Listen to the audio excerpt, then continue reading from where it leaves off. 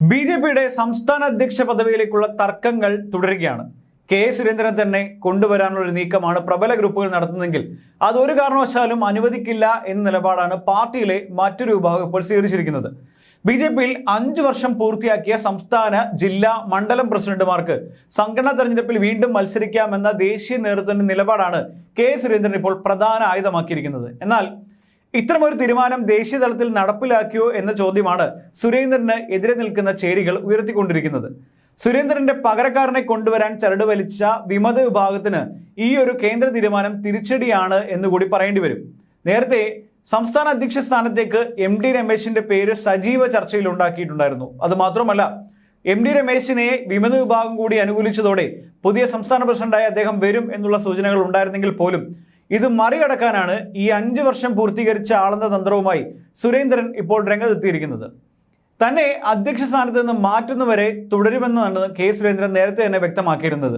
ഇതിനനുസരിച്ച് ചരട് വലികളും അദ്ദേഹം നടത്തിയതാണ് ഇപ്പോൾ പുറത്തു വരുന്ന സൂചന.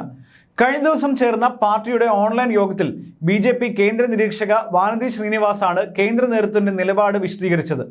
ജില്ലാ പ്രസിഡന്റുമാർ ഉൾപ്പെടെ ഒരു പാർട്ടിയിലെ വലിയ വിഭാഗം കെ സുരേന്ദ്രനെ പിന്തുണയ്ക്കുന്നവരാണ്. ഈ സാഹചര്യത്തിൽ സുരേന്ദ്രൻ തുടരുന്നതിനോട് വലിയ എതിർപ്പുണ്ടാകില്ലെന്നാണ് ഔദ്യോഗിക പക്ഷം കരുതുന്നത്. 3 വർഷത്തെ കാലാവധിക്ക് ശേഷം ലഭിച്ച 2 വർഷം രണ്ടാം ടേമായി കണക്കാക്കാനാകില്ലെന്നാണ് നിരീക്ഷക വ്യക്തമാക്കിയതും അതും സുരേന്ദ്രന് അനുകൂലമാണ്. എന്നാൽ ഈ നീക്കത്തിൽ വിമത വിഭാഗം കടുത്ത പ്രതിഷേധത്തിലാണ്. വീണ്ടും സുരേന്ദ്രനെ പ്രസിഡന്റ് ആക്കുന്നത് പാർട്ടിയെ നയിക്കാൻ കേരളത്തിൽ മറ്റാരുമില്ലെന്ന് തോന്നൽ സൃഷ്ടിക്കുമെന്നാണ് അവരുടെ ആക്ഷേപം. കഴിഞ്ഞ ദിവസം രാത്രി ചേർന്ന ഓൺലൈൻ യോഗത്തിൽ അവർ എതിർപ്പ് അറിയിച്ചു എന്നാണ് പുറത്ത് വരുന്ന റിപ്പോർട്ടുകൾ പറയുന്നത്.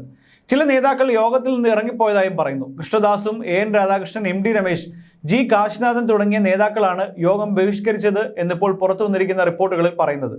കേന്ദ്രത്തിലെ ചിലരുടെ ഒത്താശയിൽ സുരേന്ദ്രൻ തുടരുന്നത് പാർട്ടിക്ക് ഗുണം ചെയ്യില്ലെന്ന നിലപാടിലാണ് ഇവർ സ്വീകരിച്ചതെന്നാണ് റിപ്പോർട്ടുകൾ.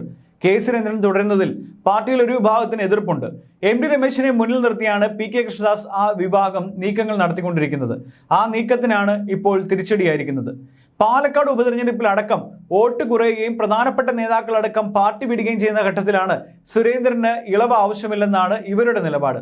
കേന്ദ്രത്തിന്റെ പുതിയ നിർദ്ദേശപ്രകാരം 5 വർഷക്കാലം പൂർത്തിയാക്കിയ മണ്ഡലം, ജില്ലാ ഭാരവാഹികൾക്ക് ഇളവ് പ്രയോജനപ്പെടും. സംസ്ഥാനത്ത് റവന്യൂ ജില്ലാ അടിസ്ഥാനത്തിലുള്ള സംഘടനാ സംവിധാനത്തിന് മാറ്റം വരുത്തി ഓരോ ജില്ലയും 2ഉം 3ഉമായി വിഭജിച്ച് ജില്ലാ സമിതികളുടെ എണ്ണം 30ആയി വർദ്ധിപ്പിച്ചിട്ടുണ്ട്. ഇതോടെ സംസ്ഥാനത്ത് 14 പകരം 30 ജില്ലാ പ്രസിഡന്റുമാർ വരും. കെ സുരേന്ദ്രൻ പ്രസിഡന്റ് ആയതിനു ശേഷം സംസ്ഥാനത്ത് പാർട്ടിക്ക് വൻ കുതിപ്പുണ്ടായെന്നാണ് കേന്ദ്ര നേതൃത്വത്തെ വിശ്വസിപ്പിച്ചിരിക്കുന്നത്. ഒരു പാർലമെന്റ് അംഗത്തെ വിജയിപ്പിക്കാനായതും വലിയ ക്രെഡിറ്റായാണ് സുരേന്ദ്രൻ ഇപ്പോൾ ഉയർത്തിക്കാട്ടുന്നത്. പാലക്കാട്, ആറ്റിങ്ങൽ, ആലപ്പുഴ, തിരുവനന്തപുരം മണ്ഡലങ്ങളിൽ വലിയ നേട്ടമുണ്ടാക്കിയതും 11 നിയമസഭാ മണ്ഡലങ്ങളിൽ നിന്ന് 1ാം സ്ഥാനത്തെത്താനും കഴിഞ്ഞു. 15ലേറെ നിയമസഭാ മണ്ഡലങ്ങളിൽ 2ാം സ്ഥാനത്തെത്തി. ഇത് BJPക്ക് വൻ ആത്മവിശ്വാസമാണ് നൽകിയത്.